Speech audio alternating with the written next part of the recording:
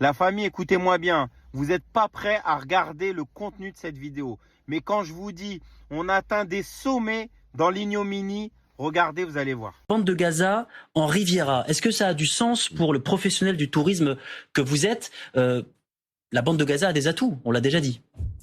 Et alors déjà, on peut être satisfait que le président Trump prend l'exemple de la France, de la Riviera, puisque ça vous permet de rappeler qu'on est la première destination mondiale en termes de tourisme. Donc vous voyez, avant que Gaza demain devienne peut-être une French Riviera, bon, il va y avoir quand même un peu de travail. Et puis surtout, c'est la sécurité, parce qu'aujourd'hui, on voit que nous, les touristes, dès qu'il y a la moindre chose, on l'a vu à Paris au moment où, rappelez-vous, quelques années, la grève des poubelles, tout de suite, c'est des annulations. L'expression, c'est que le tourisme voyage safe. Donc Gaza, pourquoi pas, mais ce sera pas tout de suite, parce que il faut les infrastructures, il faut que les gens puissent y aller, qu'il y ait un aéroport sûr. Il faut également du personnel qui soit formé. Si on veut accueillir beaucoup de touristes, de nombreux touristes dans la qualité, il y a quand même beaucoup de travail. C'est bon, là, je crois on peut aller vomir. Sérieusement. Il n'y a pas eu un génocide il y a encore quelques jours, là?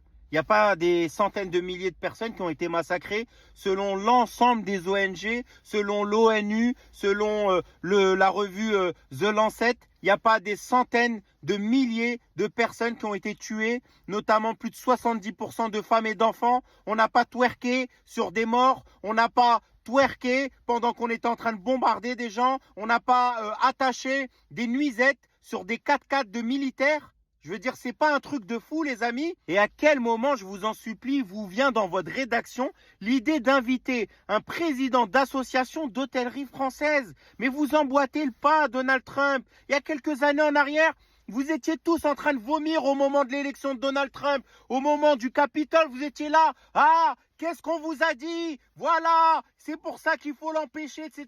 Et maintenant, vous reprenez ces idées.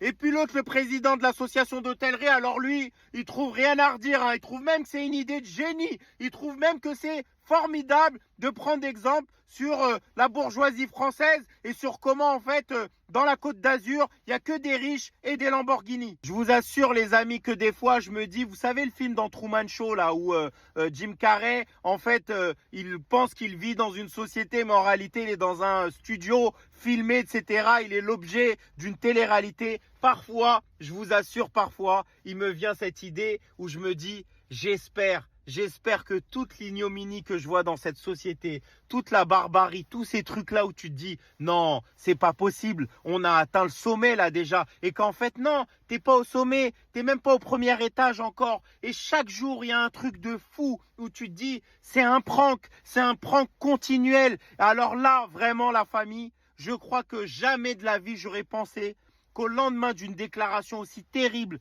que celle de Donald Trump, de coloniser un peuple qui vient de vivre un génocide, eh ben, il y allait avoir une émission du service public qui allait inviter un président d'association d'hôtellerie pour savoir si c'est une bonne idée ce que demande Donald Trump. C'est un truc de fou. En plus, le mec, il est président d'une association d'hôtellerie. Il sait même pas dire aéroport, il dit aéroport. Mais la vie de ma mère. Il y avait un aéroport à Gaza et il a été détruit par qui? Par qui? Par l'armée israélienne, voilà.